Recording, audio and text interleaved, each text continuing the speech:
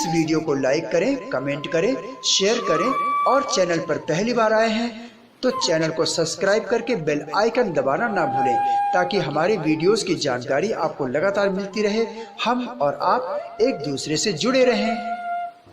सभी को जय मसीह की। मैं संजीव वचन लेकर प्रभु का आपके सम्मुख आया हूँ और आज जो वचन आपके सम्मुख है वो हमको जागने और प्रार्थना करने के लिए विवश करेगा और हमारे विवेक में पड़े पर्दे को उठाएगा। प्रभु का वचन कहता है, हे सोने वाले जाग, मुर्दों में से जी उठ, और ताकि मसीह की ज्योति तुझ पर चमके। आज जो ऑर्डर है, आज जो वचन है, पूरे विश्व में एक ही धर्म और वो है मानवता। ऐसा होने की संभावनाएं बढ़ रही है और बन भी गया है। इस पर एक जो है एक संस्था बन गई है वर्ल्ड में, और जिसमें 9 जने थे, 5 मुस्लिम, 2 कैथलिक, एक यहूदी और एक नास्तिक जो अमेरिका से था, और इन्होंने मिलकर के एक धर्म की स्थापना की है जिसे मानवता कह रहे हैं, और सब एक ही बात पे सहमत हो रहे हैं। आखिर ये एक बात पे सहमत कैसे हो गए? एक पूरब है, एक पश्चिम है, उत्तर है, एक दक्षिण है, ये चारों एक बात पे सहमत क्यों हो गए? आओ इसी की गहराई को समझने की कोशिश करेंगे। हर एक व्यक्ति अपना नाम, धर्म और राज्य, समूह, निशानी अमर करना चाहता है, और इसके चलते वो एक मनुष्य दूसरे मनुष्य का दमन करता रहता है, शोषण करता रहता है, युद्ध करता है, झगड़े करता है, कई चीज़ें आक्रमण करता है, और ताकि वो अपना नाम करे, और अन्य अन्य प्रकार की स्वार्थपूर्ण युक्तियों को अपनाता है। 2 प्रकार के युद्ध होते हैं, 2 प्रकार से युद्ध करने के तरीके होते हैं। उनमें एक तरीका होता है कि अगर हम सामर्थ्य हैं तो जाकर के हम युद्ध करेंगे और उस देश को अपने अधिकार में करेंगे। लेकिन अगर वो देश भी सामर्थ्य है और हमारे ही समान हो गया है तो हम समझदारी से काम करेंगे और उससे मित्रता रखेंगे और कुछ बातों पे समझौता कर लेंगे। जैसे कि पुराने समय में राजा करते थे कि अपनी बेटियों की शादी करते थे, अपने बेटों की शादी करते थे। लेकिन आज ज़माना बदल गया है। इस बात के चलते आज की घटनाक्रम को कुछ बातों से हम समझना चाहते हैं। आज सब देशों के पास अपनी अपनी क्या है, मिसाइलें हैं, बम हैं, एटम बम है, परमाणु बम है, रॉकेट है, कई चीज़ें हमारे पास हैं, और टैंक, तोप है। इतनी दूर दूर की मारक क्षमता वाली है, 5-5 हज़ार, 10-10 हज़ार, 15-15 हज़ार, 20-20 हज़ार दूर तक मारक क्षमता वाली मिसाइलें हैं। चाइना, ऑस्ट्रेलिया, अमेरिका, कई देशों पे है। अभी कुछ ही बीते दिनों में ही खबरों में चाइना ने ऑस्ट्रेलिया को धमका दिया कि तू जो है मैं तेरे पे हमला कर दूंगा, या कुछ ऐसी धमकी दी। अब ऑस्ट्रेलिया इस बात को सुनकर घबरा गया क्योंकि उसके पास मिसाइलें नहीं हैं, और उसे यकीन है कि जो चाइना है उसके पास ऐसी मिसाइलें हैं कि उसके ऑस्ट्रेलिया को भी उड़ा सकती हैं। इसके चलते उसने डर में आकर के और अमेरिका से निवेदन किया कि तू हमारे यहाँ क्या कर, मिसाइल परीक्षण कर, कोई भी ऐसी एक्सरसाइज कर। कहने का आशय कुल मिलाकर वो चाह रहा था कि तू मुझे परमाणु बमों से, मिसाइलों से लैस कर, ताकि मैं भी जो हूँ उसका सामना कर सकूं और वो जल्दी से मुझ पर हमला ना करें। यही कारण है कि प्रत्येक देश अपनी ताकत बढ़ा रहा है, सैनिक शक्ति बढ़ा रही है, मिसाइलें बढ़ा रहा है, राफेल और कई प्रकार के जो है युद्धक जहाज, मिग, फाइटर, ये सब ले रहा है और परमाणु बम बना रहा है ताकि एक दूसरे को अपनी ताकत दिखा सके। जब कई बार यहाँ पर जो जानवर आपस में लड़ते हैं तो वो अपने आप को ऐसा एक दूसरे से अपने को बड़ा दिखाते हैं और अपने बदन को फैला लेते हैं और ऐसा करके डराते हैं, मुंह दिखाकर, खोल करके, दांत दिखा करके अपना शरीर को बड़ा करके दिखाते हैं, पूंछ खड़ी करके दिखाते हैं। ये कई प्रकार से जानवर भी डराते हैं। वही ये लोग भी कर रहे हैं कि जो है किसी प्रकार से युद्ध ना हो और कोई किसी को कम ना समझे। इसलिए चाइना जो है इंडिया को दिखाता है, तो इंडिया अपना परमाणु बम भी दिखा रहा है, अपनी जहाज़ दिखा रहा है, मिग दिखा रहा है, और पाकिस्तान दिखा रहा है, पाकिस्तान को भी इंडिया जो है अपने बम दिखा रहा है। पाकिस्तान भी बोल रहा है मेरे पास भी बम है, परमाणु बम है। तो ये क्या है? ये एक तरीके से मानसिक युद्ध है और एक प्रकार से क्या है, एक युद्ध की नीति है कि ताकि जो है युद्ध ना हो और एक दूसरे की शक्ति का सम्मान करते हुए साथ रहना जाने। तो ये हमको आखिर अब इतना होते हुए भी अब हमें साथ में चलना है। कैसे चलेंगे? हम एक साथ रहते हुए अपने राष्ट्र की वृद्धि भी करनी है कोई तो फॉर्मूला होगा, कोई तो प्रिंसिपल होगा इसके लिए, कोई सिद्धांत तो होगा, कोई इक्वेशन तो होगी जो लोग एक साथ रह सकें। क्योंकि डॉलर रुपए में अंतर है, उसकी वैल्यू में अंतर है, करेंसियों में अंतर है, और जो है मेडिकल फैसिलिटीज़ में अंतर है, लोगों की हेल्थ में एजुकेशन में। वेस्टर्न कंट्री जो है इस समय उनका बोलबाला है, और वो क्यों है? क्योंकि उनके पास पॉपुलेशन कम है और एरिया ज़्यादा है, और ज़्यादा जो है अवसर ज़्यादा है। और हमारे जो एशियन देश हैं, अफ्रीकन देश हैं, इन पे जो है पॉपुलेशन ज़्यादा है, अशिक्षा ज़्यादा है, और इसके चलते क्या है, वो लोग क्या है हमसे प्रति व्यक्ति आय में ज़्यादा पाए जाते हैं। अब क्या है, कैसे हम उनका जो है बराबरी कर सकें? इस दौड़ में सभी लोग दौड़ रहे हैं, अब कैसे इसका डिफरेंस ख़त्म करें? अफ्रीका एशिया पीछा हो रहा है, तो कैसे डिफरेंस ख़त्म करें? यही विचार सोच रहे हैं लोग, और इस विचार को सोचते सोचते इकोनॉमी का डिफरेंस है, विचार और धार्मिकता का भी, धर्म का भी अंतर है, हमारे धार्मिक विचार भी नहीं मिलते हैं। यही सोच के चलते जो है अब काम में आगे बढ़ा जा रहा है, कैसे बढ़े? अब सभी इसकी कहानी हम समझ सकते हैं। आप उत्पत्ति किताब 11 अध्याय में पढ़ेंगे, सभी लोग क्या कर रहे हैं, चलते हुए सिनार देश में आए, एक मैदान में चलते हुए आए, और वहाँ पर क्या सोचा उन्होंने, आओ हम पत्थर के स्थान पर ईंटें बना कर पका लें, और चूने के स्थान पर मिट्टी का गारा लें, और हम ऐसा करें, अपना एक नगर और एक गुम्बद बना लें, ताकि हम अपना नाम करें और क्या करें, हमें पृथ्वी पर फैलना ना पड़े। या पढ़ सकते हैं इसमें। अब ये सब सोच आई कहाँ से उनके पास? मैं कहना चाहता हूँ कि ये सोच दुष्ट आत्माओं ने दी है, शैतान ने दी है। अब आप सोच रहे होंगे कि मैं कैसे कह सकता हूँ? इसका प्रमाण हमारे पास उत्पत्ति किताब में पहले अध्याय में मिल जाएगा। जब आदम दूसरे तीसरे अध्याय में तो जब आदम हवा को सांप जो है अदन की बारी में भरमाने आया, और उनसे झूठ बोल करके उनसे फल खिलवाया, ज्ञान और बुद्धि का। जबकि वो तो एक सुरक्षित जगह थी, वहाँ पर कोई मनुष्य पैदा और कुछ हुआ नहीं था, तो भी वहाँ पर आया।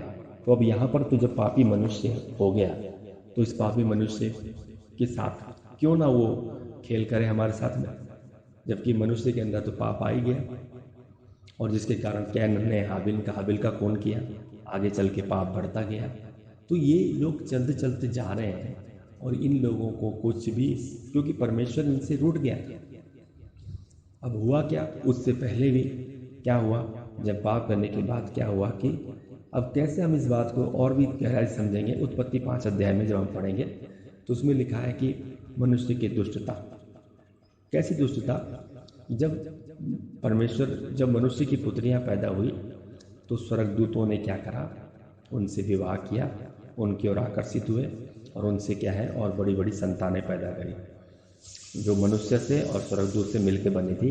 तो इसलिए उस पृथ्वी पे उस समय लिखा दानव रहते थे, और उस समय वीरों की कहानी भी लिखी गई। ऐसे प्राचीन काल में बड़े वीर रहते थे। कैसे?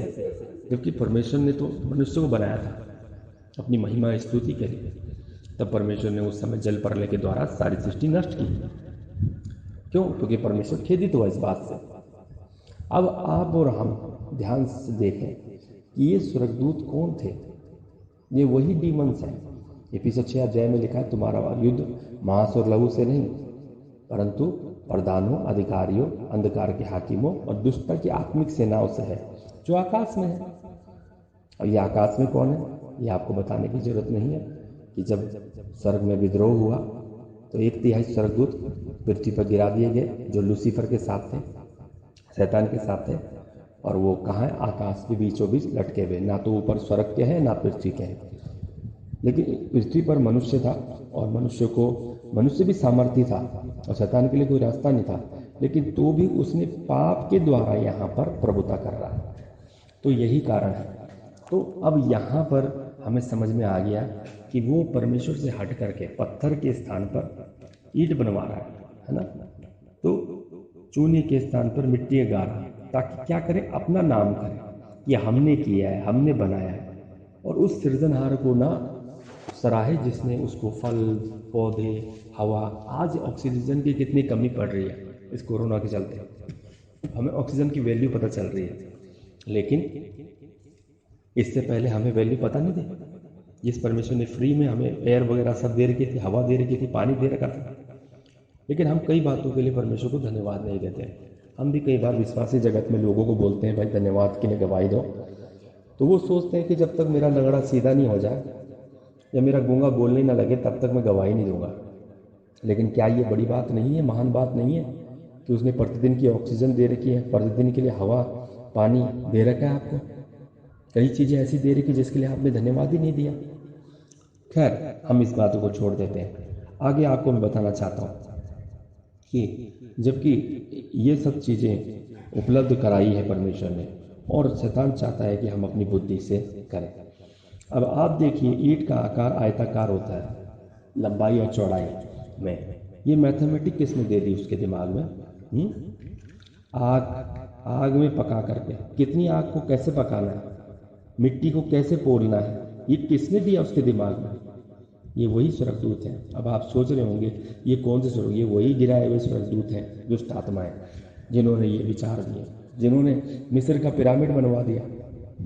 अब वो पिरामिड ऐसे बने हुए हैं जिन्हें जो है उस आज की टेक्नोलॉजी उसे बना नहीं सकती। वो कौन सी टेक्नोलॉजी थी? और वो स्वयं कहते हैं कि हमें देवताओं ने उसका क्या दिया है? दर्शन दिया है, ज्ञान दिया है, बुद्धि दिया है, जो भी दिया है। तो हम इस बात से जान सकते हैं कि ये सब कुछ शैतान का तंत्र था कि वो उसको क्या करे, उनको द्वारा एक वो बनाए, गुम्बद बनाए और नगर बनाए, और उनके दिल में इस प्रकार की चिंता डाले कि परमेश्वर तुम्हें नहीं तो पानी के द्वारा नष्ट कर लेगा। जबकि परमेश्वर तो बिना कारण के किसी को कोई भी दंड नहीं देता, और उसका जो काम होते हैं वो न्याय वाले होते हैं। तो इसलिए जो है पापी अपने काम को, दंड को क्यों बुरा मानता है, दुष्ट अपने दंड को क्यों बुरा मानता है? तो यही बातें शत्रु हमारे इसमें डालना चाहता है, एक करना चाहता है। भलाई कुछ नहीं है, बुराई कुछ नहीं है, सब एक ही है। क्या भलाई है और क्या बुराई है, सब एक ही है, एक ही है। और इसी बात को लेते हुए उसमें एक वहाँ पर एक ही बात थी मेन, भाषा, कि उनकी एक ही भाषा थी और एक ही बोली थी।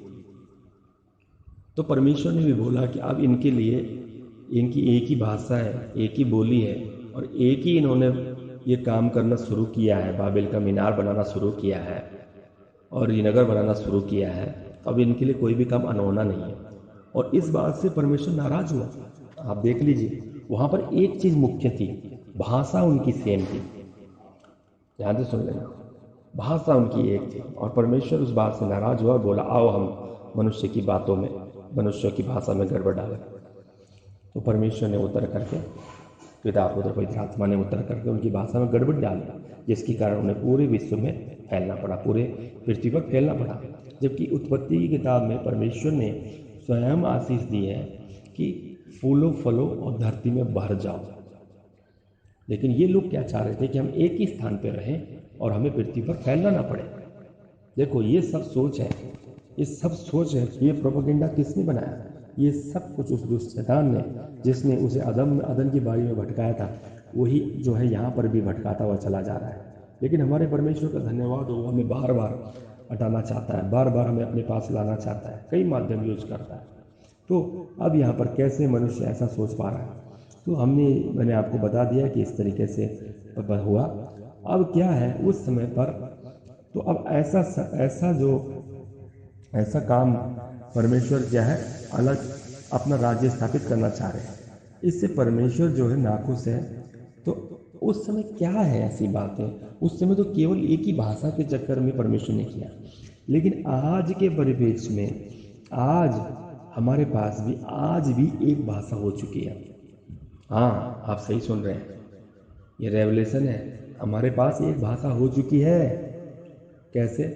अगर आप फ्रेंच हैं, जर्मन हैं, स्पेनिश हैं, आप चाइनीज़ हैं, आप इंडियन हैं, आप पाकिस्तानी हैं, आप रसियन हैं, जापानीज़ हैं, आप सबकी एक कॉमन भाषा है जिसके द्वारा आप एक दूसरे से बात करते हैं। वो मैक्सिमम बोले जाने वाली भाषा, मैक्सिमम पढ़े जाने वाली भाषा इंग्लिश है, अंग्रेजी भाषा। वो लोग, हर देश का आदमी इंग्लिश जानता है। क्यों? क्योंकि वो एक मीडियम भाषा बन गई और जिससे क्या है, ये जो भाषा की गड़बड़ी है मनुष्य ने ठीक कर ली है। अब क्या करना चाह रहा है? अब वो एक रिलीजन बनाने के चक्कर में है। कैसे? एक रिलीजन, जो मुख्य रिलीजन है वो इस दुनिया में मुस्लिम है, क्रिश्चियन है और ज्यूज है, ठीक है, और नास्तिक भी लोग हैं, मुख्य बता रहा हूँ। तो इन्होंने क्या किया, मुस्लिम और क्रिश्चियन में रोमन कैथोलिक की बात कह रहा हूँ, ठीक है, और ज्यूज, इन तीनों ने एक बात पर सहमत हुए। क्या क्या बातें उन्होंने देखी? कॉमन प्रिंसिपल, कॉमन देखा जाता है ना, कॉमन, तो वो कॉमन चीज़ें क्या है? उन्होंने देखा कि खुदा, अल्लाह, यहोवा, पिता, यही है, ये जो परमेश्वर है, परमेश्वर को हम सब मानते हैं। बोला हाँ जी, आप भी मानते हो, मैं भी मानता हूँ, हाँ मेरा भी खुदा है, हाँ एक ही खुदा है, हाँ सही बात है। बाकी लोग क्या है, नबी हैं और स्वर्गदूतों ने, जिब्राइल और इन लोगों ने रेवलेशन दिया, यही बात में वो सहमत हो गए। अब कोई नबी बोल कर कह रहा है, कुछ कह रहा है, तो खुदा बोल करके, अल्लाह बोल करके, गॉड बोल करके लोग मान रहे, ठीक है जी, एक बात। दूसरी पॉइंट था जीसस। हाँ जी, यीशु को आप क्या मानते हैं? हाँ, यीशु को मुस्लिम बोल रहे हैं, यीशु को हम नबी मानते हैं, वो एक नबी है, हमारे नबियों में से एक नबी है, ठीक है। वो कौन सा नबी है वो नहीं जानते, पर वो नबी बोल रहे हैं उसको, ईसा मसीह जो है नबी है। क्रिश्चियन बोल रहे हाँ वो खुदा का बेटा है। ज्यूज बोल रहे हम उसे नहीं मानते कि वो परमेश्वर का बेटा है नहीं। अब दो लोग उसको परमेश्वर का बेटा नहीं मान रहे, ठीक है, और परमेश्वर भी नहीं मान रहे, तो तुम बताओ, तो वो चीज़ हटा दी उन्होंने। तीसरी चीज़ उन्होंने, अब कौन सी बात आती है जो कॉमन, तीसरी कॉमन चीज़ है अब्राहम।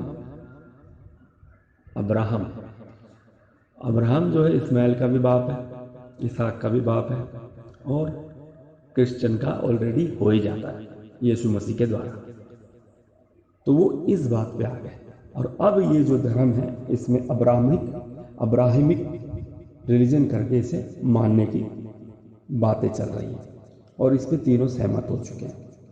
तो तीन में से दो बातों पे सहमत है, सिर्फ यीशु को खुदा मानने पर और उसका बेटा मानने पर ऐतराज है, और इस पर साइन हो चुके हैं, समझौता हो चुका है। अब आप जो बाइबल पढ़ते हैं, आप बताइए, सारी बाइबल में प्रचार करो कि बाइबल में ऐसा लिखा है, परमेश्वर है, परमेश्वर ने ऐसा किया, खुदा ने ऐसा किया, यहोवा परमेश्वर ने ऐसा किया, सब कुछ किया, याकूब का परमेश्वर, इसहाक का परमेश्वर, अब्राहम का परमेश्वर करके हम सारी बाइबल पढ़ दें, केवल यीशु मसीह का नाम निकाल दें, तो क्या अर्थ रह गया? जबकि परमेश्वर ने खुद कहा है कि मैं अपने पुत्र की महिमा करूंगा, यीशु की, और यही चीज आज हमारे सामने है। अब ये कौन सी शांति स्थापित करना चाहते हैं, कौन सी एकता स्थापित करना चाहते हैं?